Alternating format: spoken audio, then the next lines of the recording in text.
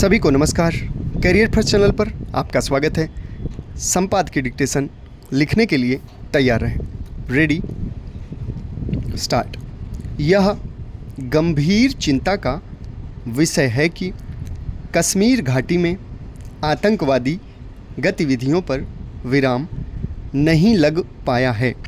पिछले हफ्ते पहलगाम में हुए आतंकवादी हमले के बाद पूरे देश में आक्रोश है।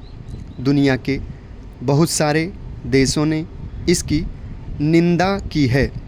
उस हमले में 26 लोग मारे गए।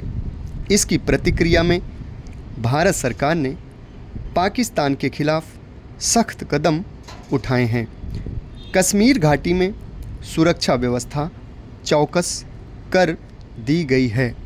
पूरे कश्मीर ने इस घटना के विरोध में बंद रखा और आतंकवाद के खिलाफ जगह जगह जुलूस निकाले गए।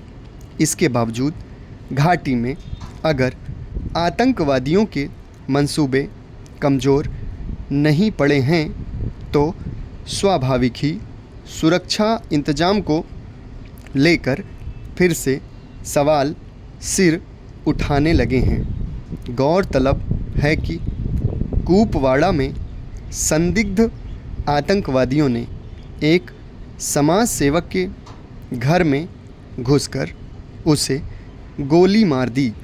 छिपी बात नहीं है कि घाटी में आतंकवादी हमलों के पीछे पाकिस्तान का हाथ है।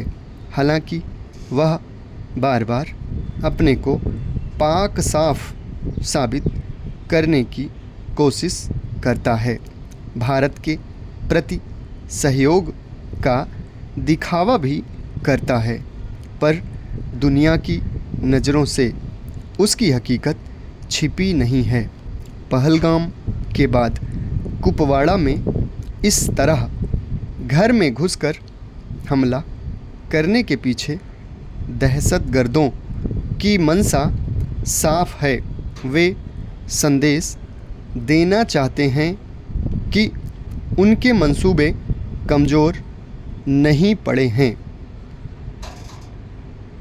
मगर सवाल है कि वहाँ तैनात खुफिया एजेंसियों और सुरक्षा बलों से क्यों और कैसे चूक हो रही है कि वे आतंकवादियों की साजिशों को समय रहते समझ नहीं पा रहे। पहलगाम हमले के पीछे बड़ा कारण सुरक्षा इंतजाम में घोर लापरवाही थी। इसके लिए सरकार ने सर्वदलीय बैठक में अफसोस भी जताया और इसे तुरंत दुरुस्त कर लेने का आश्वासन दिया।